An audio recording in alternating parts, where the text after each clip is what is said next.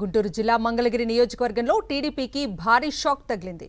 ఎర్రబాలెం గ్రామానికి చెందిన 30 కుటుంబాలు వైఎస్ఆర్సీపీలో చేరాయి. టీడీపీని వీడి వైఎస్ఆర్సీపీలో చేరిన వారికి మంగళగిరి నియోజకవర్గ వైఎస్ఆర్సీపీ సమన్వయకర్త దొంతిరెడ్డి వేమారెడ్డి పార్టీ కండువా కప్పి ఆహ్వానించారు. నమ్మి ఓట్లు వేసిన వారిని టీడీపీ మోసం చేసిందని ఫైర్ అయ్యారు. కొండ ప్రాంతంలో ఉన్న వారికి కనీసం మంచినీళ్లు కూడా ఇవ్వకుండా టీడీపీ నేతలు అడ్డుకుంటున్నారని మండిపడ్డారు దొంతిరెడ్డి వేమారెడ్డి.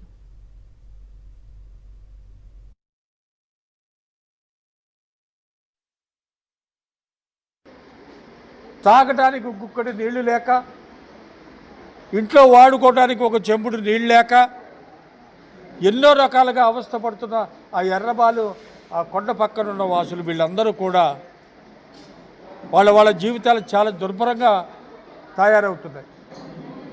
దీన్ని అక్కడ స్థానికంగా ఉన్న తెలుగుదేశం వాళ్ళు వేరే విధంగా తీసుకొని ఒక ప్రాంతం వాళ్ళకి నీళ్లు వదలటం, ఒక ప్రాంతం వాళ్ళకి నీళ్లు వదలకపోవడం, అట్లా ఒక విధమైన డిస్పారిటీ చూపిస్తున్నారు ఆ ప్రాంతంలో. ఇది మంచి పద్ధతి కాదని నేను చెప్తున్నా. ఎవరైనా మనుషులే.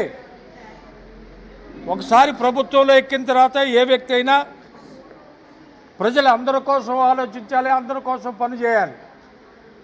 ఏదో ఒక వర్గం కోసం చేస్తాను, ఒక వర్గం కోసం నేను కట్టుబడి ఉన్నాను అనుకుంటే కుదరదు. అది ప్రజాస్వామ్యం కాదు. ఈ విషయం తెలుసుకోవాలి వాళ్ళ ప్రస్తుతం నడుస్తున్న ఈ కూటమి ప్రభుత్వం.